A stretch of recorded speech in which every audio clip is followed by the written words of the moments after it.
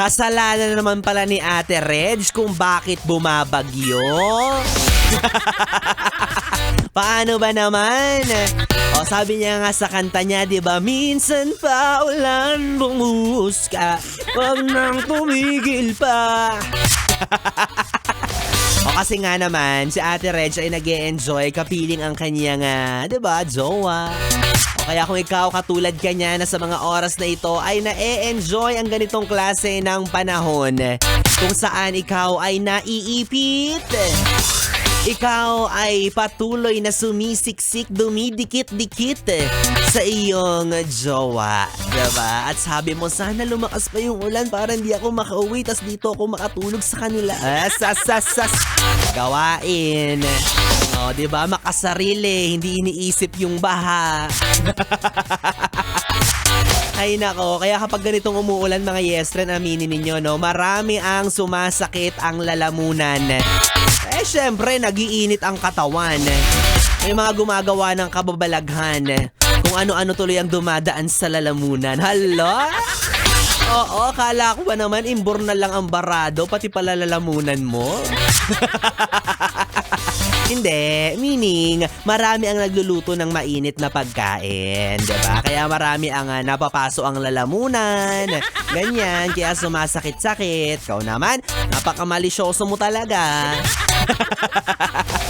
Diba? Alam niyo sa mga ganitong panahon, aminin niyo masarap naman din talagang kumain ng kumain, diba? Masarap yung manatili ka lang sa loob ng bahay. Tapos, chill-chill ka lang. O, mas okay na yan kasi mas safe ka dyan kesa naman lumabas-labas ka pa tapos lulusong-lusong ka sa baha. Diba? Pero syempre dapat aware ka pa rin sa kapaligiran.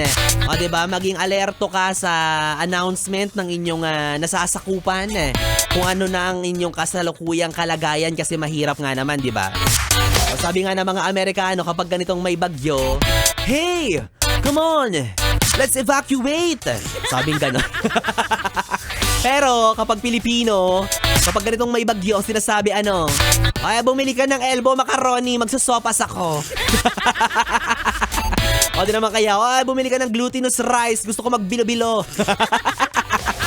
O yeah, sinasabi ko sa inyo kapag inabusan kayo ng or inabisuhan kayo ng LGU, di ba na lumikas na kayo, lumikas na, wag na matigas ang ulo.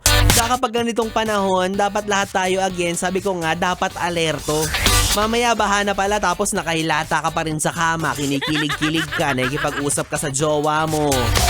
Sana kung may double deck kayo. Ay nako, kaya naman hi hello po sa mga yes friend natin na sa mga oras na ito ay nagpapahinga na at nakahiga na sa kama. Oo, tama yan. Alam kong pagod ang katawang lupa mo ngayong araw. Alam kong kasukasuhan mo ay nananakit dahil sa trabaho mong malupit at paulit-ulit.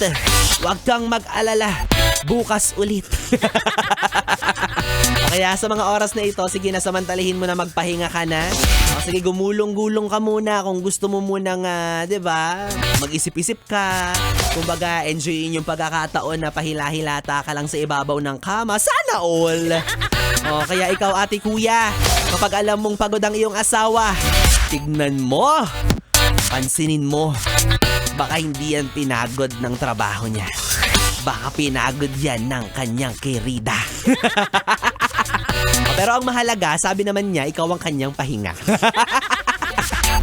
Ay nako, well anyways mga yes friends, para po sa mga hindi pa makatulog at hindi pa dapat makatulog, kapiling niyo na po ang bibi nyo sa radyo, ang DJ na mabilis bumayo ang dila sa mikropono. Ako po si DJ B-Boy, B-Boy Bibo, na pwede mong makatabi, makalampungan, makakwentuhan, makalambing-lambingan hanggang mamayang alas 12 para sa ating programang BB Time. Kaya naman dito ka lang sa istasyong no problem, ang 101.1 Yes FM. Solid. Oras natin 9:39.